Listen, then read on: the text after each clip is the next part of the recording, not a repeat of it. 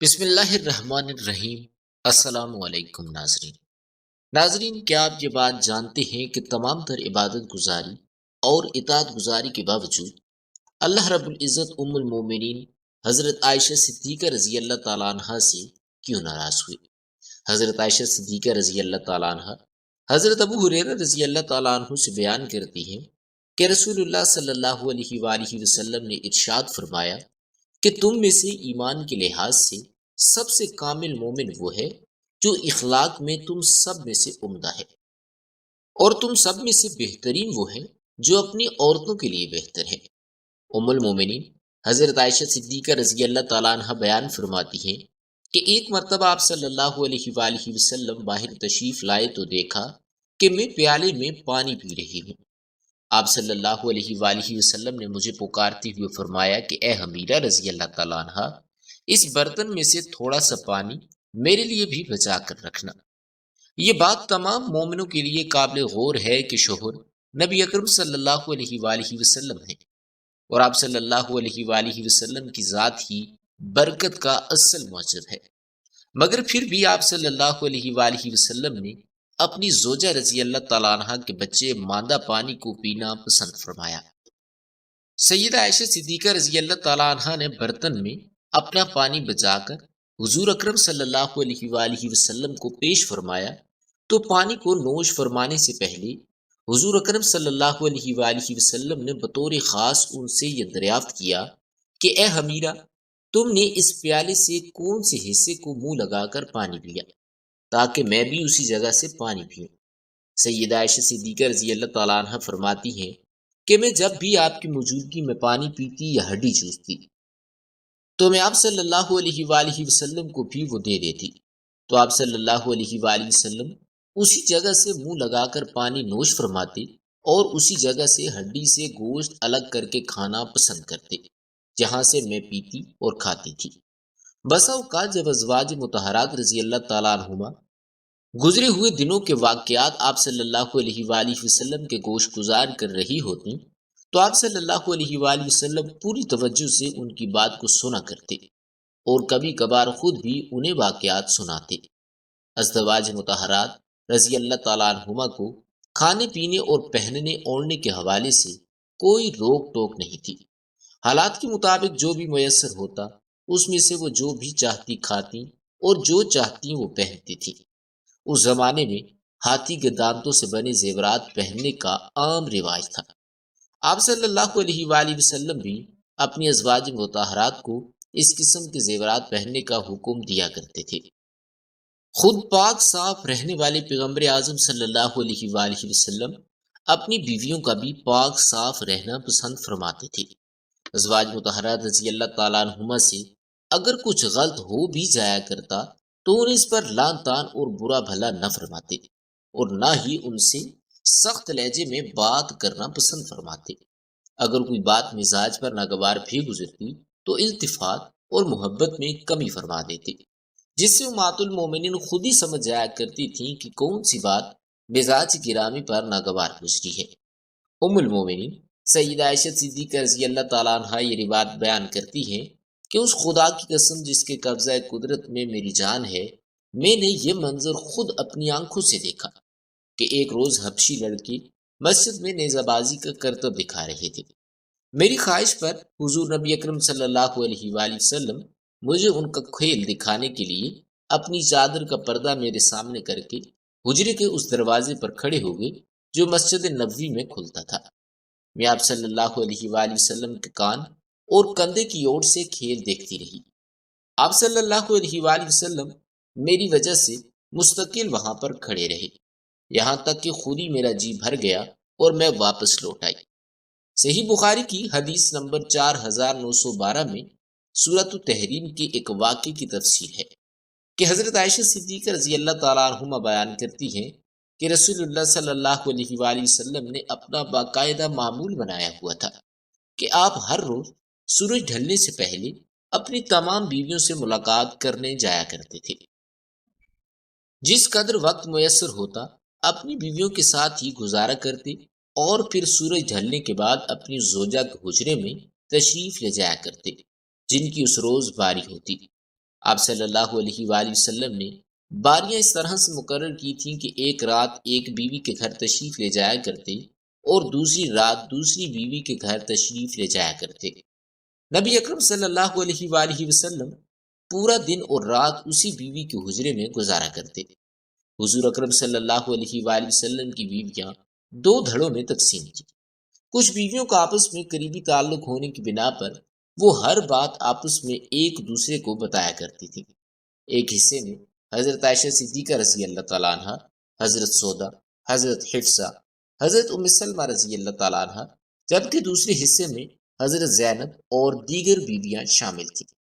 چونکہ حضور اکرم صلی اللہ علیہ وآلہ وسلم روزانہ معمول کے مطابق اپنی بیویوں کے پاس جاتے اور آخر میں اس بیوی کے گھر تشریف لے جاتے جہاں رات گزارنی ہوتی۔ لہٰذا ایک وقت ایسا بھی آیا کہ نبی اکرم صلی اللہ علیہ وآلہ وسلم حضرت زینب بنت حبش رضی اللہ تعالیٰ عنہ کے گھر زیادہ وقت گزارنے لگے، تو دوسری ازدواج مطہرات نے محسوس کیا کہ نبی اکرم صلی اللہ علیہ وآلہ وسلم ہماری نسبت حضرت زینب کے حجرے میں ان کے پاس زیادہ وقت گزارتے ہیں۔ ایک روز سب ایک جگہ پر اکٹھی ہوئیں اور ایک دوسرے سے دریافت کرنے لگیں کہ ایسی کیا وجہ ہے کہ نبی اکرم صلی اللہ علیہ وآلہ وسلم ہم سب کی نسبت حضرت زینب رضی اللہ تعالیٰ عنہ کے گھر زیادہ وقت گزارتے ہیں۔ تو دریافت کرنے پر وجہ معلوم ہوئی کہ حضرت زینب رضی اللہ تعالیٰ عنہ کے گھر پر ان کے کسی رشتہ دار نے شہد بطور تحفہ بھیجا، اور حضرت زینب رضی اللہ تعالیٰ عنہ وہ تحفہ روزانہ حضور اکرم صلی اللہ علیہ وآلہ وسلم کی خدمت میں پیش کرتی تھی۔ نبی اکرم صلی اللہ علیہ وآلہ وسلم کو شہد دیگر تمام غذاؤں سے بہت زیادہ پسند تھا۔ اس شہد کو مزے اور آرام سے پینے میں نبی اکرم صلی اللہ علیہ وآلہ وسلم وقت صرف کر دیتے۔ اسی وجہ سے حضور اکرم صلی اللہ علیہ وآلہ وسلم کا زیادہ وقت حضرت زینب رضی اللہ تعالیٰ عنہ کے حجرے میں گزرتا تھا۔ حضرت عائشہ صدیقہ رضی اللہ تعالیٰ عنہ، حضرت سودا رضی اللہ تعالیٰ عنہ اور حضرت حفصہ رضی اللہ تعالیٰ عنہ کے پاس تشریف لائیں اور ان سے فرمایا کہ حضور اکرم صلی اللہ علیہ وآلہ وسلم حضرت زینب رضی اللہ تعالیٰ عنہ کو زیادہ وقت دیتے ہیں اور ہمیں کم، جس وجہ سے ہم تمام بیویاں نبی اکرم صلی اللہ علیہ وآلہ وسلم کے وقت سے محروم رہ جاتی ہیں۔ لہٰذا آپ کوئی ایسی بات بتاؤ جس کی وجہ سے حضور اکرم صلی اللہ علیہ وآلہ وسلم حضرت زینب کے گھر کم جایا کریں اور انہیں کم وقت دیا کریں۔ سب نے مل کر آپس میں یہ فیصلہ کیا کہ جب نبی اکرم صلی اللہ علیہ وآلہ وسلم ہمارے پاس تشریف لائیں گے تو ہم سب مل کر نبی اکرم صلی اللہ علیہ وآلہ وسلم سے کہیں گے کہ اے حضور، آپ اتنے دن کہاں مصروف تھے؟ اتنی دیر سے ہم انتظار کر رہی تھی۔ جب نبی اکرم صلی اللہ علیہ وآلہ وسلم ہمیں ہمارے سوال کا جواب دیں گے تو ہم آگے سے یہ کہیں گی کہ اے اللہ کے نبی صلی اللہ علیہ وآلہ وسلم، آپ سے مغفیر کی بو آ رہی ہے، ایسا لگ رہا ہے کہ آپ نے مغفیر پی کر تشریف لائے ہیں۔ آپ صلی اللہ علیہ وآلہ وسلم سے ہمیشہ قدرتی خوشبو آیا کرتی تھی، کیونکہ آپ کو دیگر خوشبوئیں زیادہ پسند نہ تھیں۔ جب نبی اکرم صلی اللہ علیہ وآلہ وسلم حضرت حفصہ رضی اللہ تعالیٰ عنہ کے حجرے میں تشریف لائے تو انہوں نے آپ صلی اللہ علیہ وآلہ وسلم سے دریافت کیا کہ اللہ کے نبی صلی اللہ علیہ وآلہ وسلم، آج آپ معمول سے ہٹ کر کافی دیر سے حجرے میں تشریف لائے ہیں، کیا بات ہے؟ سب ٹھیک تو ہے؟ نبی اکرم صلی اللہ علیہ وآلہ وسلم نے ان سے فرمایا کہ میں زینب کے گھر سے خالص شہد پی کر آ رہا ہوں، اسی لیے دیر ہو گئی۔ حضرت عائشہ، حضرت سودا، حضرت حفصہ اور حضرت ام سلمہ رضی اللہ تعالیٰ عنہ نے نبی اکرم صلی اللہ علیہ وآلہ وسلم سے فرمایا کہ اے اللہ کے نبی صلی اللہ علیہ وآلہ وسلم، آپ کے منہ مبارک سے مغفیر کی بو آ رہی ہے۔ تمام امہات المومنین یہ بات اچھی طرح سے جانتی تھیں کہ نبی اکرم صلی اللہ علیہ وآلہ وسلم کو ذرا سی بھی بو پسند نہیں۔ وہ کسی ایسی چیز کے نزدیک نہیں جایا کرتے جس سے ذرا بھی بو آئے۔ چنانچہ حضور اکرم صلی اللہ علیہ وآلہ وسلم تمام امہات المومنین سے ہوتے ہوئے سب سے آخر میں حضرت حفصہ رضی اللہ تعالیٰ عنہ کے حجرے میں پہنچے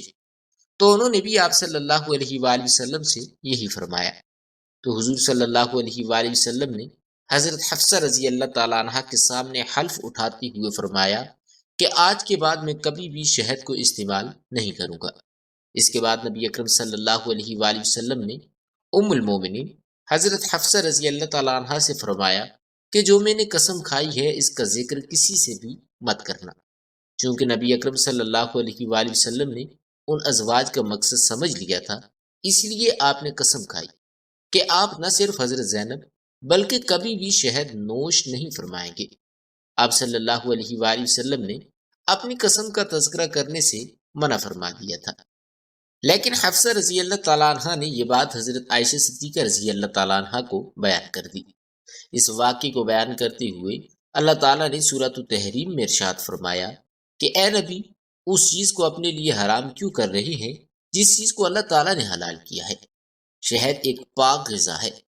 آپ صلی اللہ علیہ وآلہ وسلم نے اپنی ازواج مطہرات کی خوشنودی کی خاطر شہد کو خود پر حرام کر لیا۔ اللہ تعالیٰ نے اس قسم کا کفارہ آپ صلی اللہ علیہ وآلہ وسلم کے لیے مقرر کر دیا۔ پھر اللہ تعالیٰ نے حضرت حفصہ رضی اللہ تعالیٰ عنہ کا، جنہوں نے حضور اکرم صلی اللہ علیہ وآلہ وسلم کا راز حضرت عائشہ صدیقہ کے سامنے ظاہر کیا، اس کے بارے میں ارشاد کیا کہ حضرت محمد صلی اللہ علیہ وآلہ وسلم نے حضرت حفصہ رضی اللہ تعالیٰ عنہ سے فرمایا کہ تم نے میری قسم کو حضرت عائشہ کے سامنے کیوں بیان کیا؟ میں نے تو تمہیں کہا تھا کہ یہ راز ہے اور یہ میرے اور تمہارے درمیان ہی رہے، مگر آپ نے یہ راز نہیں رہنے دیا۔ پھر حضرت حفصہ رضی اللہ تعالیٰ عنہ نے حضور اکرم صلی اللہ علیہ وآلہ وسلم سے دریافت کیا کہ آپ کو کیسے معلوم ہوا کہ میں نے راز نہیں رہنے دیا؟ نبی کریم صلی اللہ علیہ وآلہ وسلم نے حضرت حفصہ رضی اللہ تعالیٰ عنہ سے فرمایا کہ مجھے میرے رب کائنات نے وحی کے ذریعے بتلایا ہے کہ تم نے حضرت عائشہ صدیقہ رضی اللہ تعالیٰ عنہ کے سامنے اس کا تذکرہ کیا ہے، اور اب اگر تم دونوں اللہ سے توبہ کر لو اور بخشش طلب کر لو تو اللہ تعالیٰ معاف کرنے والا ہے، یقیناً تم کو معاف کر دے گا، اور اپنی اگر ضد پر قائم رہی تو اللہ تعالیٰ تم پر سخت ناراض ہوں گے اور ہرگز تم سے راضی نہ ہوں گے۔ جان لو کہ اللہ تعالیٰ اور اس کے فرشتے میرے حامی اور مددگار ہیں۔ سورۃ التحریم آیت 1 تا 5 میں اللہ تبارک و تعالیٰ اس واقعے کو یوں بیان کرتے ہیں، اور یاد کرو جب نبی نے اپنی بعض عورتوں سے پوشیدہ بات کہی، بس جب اس نے اس بات کی خبر دی اور اللہ نے اپنے نبی کو اس بات پر آگاہ کر دیا تو نبی نے تھوڑی سی بات تو کی اور تھوڑی سی ٹال گئے۔ پھر جب نبی نے اپنی اس بیوی کو یہ بات بتائی تو وہ کہنے لگی کہ اس خبر کو آپ کو کس نے دی؟ سب جاننے والے، پوری خبر رکھنے والے اللہ نے مجھے یہ بتلایا ہے۔ اے نبی کی دونوں بیویوں، اگر تم دونوں اللہ کے سامنے توبہ کر لو تو بہتر ہے، یقیناً تمہارے دل جھک پڑیں گے، اور اگر تم نبی کے خلاف ایک دوسرے کی مدد کرو گی بس یقیناً اس کا کارساز اللہ ہے اور جبرائیل ہیں اور نیک اہل ایمان اور ان کے علاوہ فرشتے بھی مدد کرنے والے ہیں۔ اس کے بعد حضرت حفصہ اور حضرت عائشہ صدیقہ رضی اللہ تعالیٰ عنہما نے اپنی غلطی کا اعتراف کرتے ہوئے اللہ تعالیٰ سے توبہ کی، اور پھر اللہ کے نبی نے اپنی قسم کا کفارہ ادا کیا۔ اگر یہ بات کوئی اور شخص کہہ دیتا تو اسے کسی بھی قسم کا کوئی فرق نہ پڑتا، لیکن نبی اکرم صلی اللہ علیہ وآلہ وسلم اللہ کے نبی ہیں اور ان کے منہ سے نکلی ہر بات سچ اور حق ہوتی ہے۔ اگر اللہ پاک اپنے نبی کی اس قسم پر کفارہ مقرر نہ کرتے تو پھر رہتی دنیا تک شہد کو پینا منع کر دیا جاتا۔ اللہ تعالیٰ نے نبی اکرم صلی اللہ علیہ وآلہ وسلم نے اس لیے قسم سے متعلق فرمایا کہ اگر میں کسی چیز کو حلال کرنے والا ہوں تو آپ صلی اللہ علیہ وآلہ وسلم اس کو حرام کیوں کر رہے ہیں؟ صورت میں اس طرح سے حکم آیا ہے کہ خدا کے نبی اپنی جانب سے کوئی بات نہیں کرتے، اور وہ وہی بات لوگوں کے سامنے بیان کرتے ہیں جس کا میں حکم دیتا ہوں۔ آپ اپنی بیویوں کو خوش کرنے کے لیے ایسا ہرگز نہ کریں، کسی کی خاطر بھی حلال کو حرام نہ کرو اور حرام کو حلال نہ کرو، اور نہ اپنے منہ سے ایسے الفاظ کہو اور نہ ہی اس پر عمل کرو۔ آج کے اس دور میں انسان اپنی زبان سے تو حلال چیزوں کو حرام نہیں کہتا، مگر حرام پر عمل کرتے ہوئے اس بات کو خاطر میں نہیں لاتا تاکہ ہم حرام کام کو سر انجام دے رہے ہیں۔ آج کل ہمارے نزدیک کچھ بھی حرام نہیں رہا، گناہ کرتے ہوئے محسوس ہی نہیں کرتے کہ ہم حرام کام کر رہے ہیں۔ اللہ رب العزت سے دعا ہے کہ اللہ تعالی ہمیں نیک اعمال کرنے اور حرام کاموں سے دور رہنے کی توفیق مرحمت فرمائے۔ نبی اکرم صلی اللہ علیہ وآلہ وسلم اور ان کی اہل بیت سے بے پناہ محبت کرنے کی توفیق عطا فرمائے۔ آمین ثم آمین۔